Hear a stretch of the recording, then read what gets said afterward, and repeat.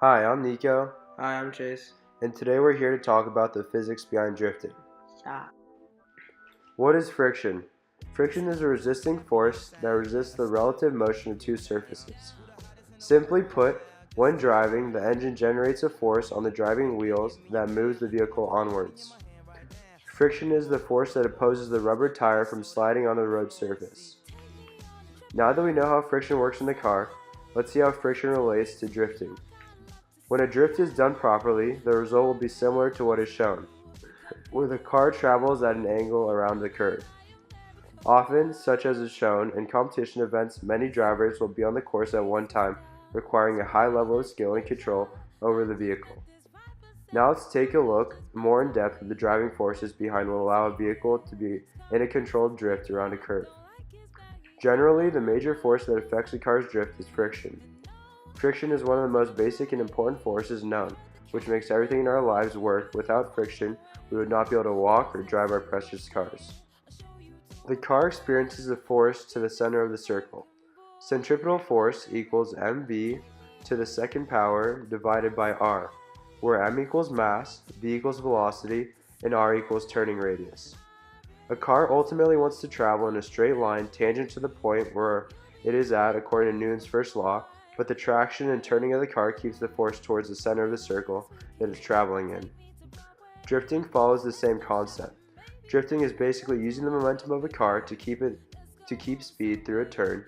A drift happens because of an acceleration by the driver in the car before the turn, and once the turn comes, the tire loses traction on the ground and therefore the car loses control. A drift can follow Newton's first law in that sometimes it goes tangent to the point of where it lost its traction and ends up off the road, like in an icy or rainy situation. When a car is rounding a turn, friction keeps it from spiraling out of control. Friction is also what sticks the tires to the road. If there is too little friction, then the car wouldn't even move forward. The tires are pushing on the road and the road is pushing back on the tires, similar to Newton's law of force. Since I have a truck, the friction will be much more prevalent than Nico's Mercedes, which means my car's coefficient for friction is much higher than Nico's because it's hardest for my car's torque to exceed the friction due to the type of tires and the frame. Acceleration is affected by three things: RPM, friction, and torque. Race cars have much better friction on their tires so they can start faster and go around turns at high speeds. They also need torque. Having higher torque allows for more horsepower at lower RPMs.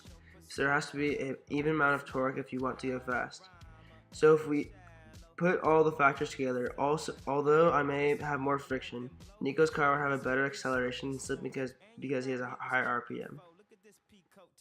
RPM, like I explained, means revolution per minute, and the more RPMs, usually the higher horsepower. This happens because when you push down the accelerator, the RPM goes up and the engine starts working harder. The more horsepower you have, the faster you go. For example, a race car would have much higher RPM than a Honda Civic because the engine is much more powerful and can handle more power. Now that you've learned about the physics of drifting, you can go out and try it on your own. Make sure to have traction control off to keep tangent to the edge of the turn and to steer the second you lose traction. Thank you for watching.